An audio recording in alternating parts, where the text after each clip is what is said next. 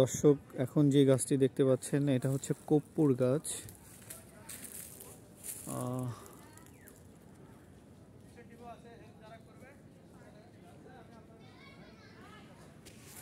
যারা কর্পূর গাছ আগে দেখেননি তাদের জন্য এই গাছটি ভিডিও ধারণ করছি। এটা হচ্ছে কর্পূর গাছ। এখানে একটা গাছ আছে।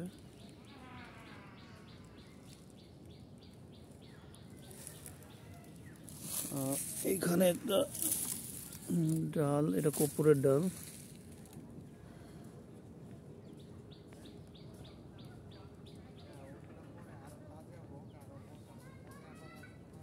কর্পূরের ঘ্রাণ যুক্ত ডাল।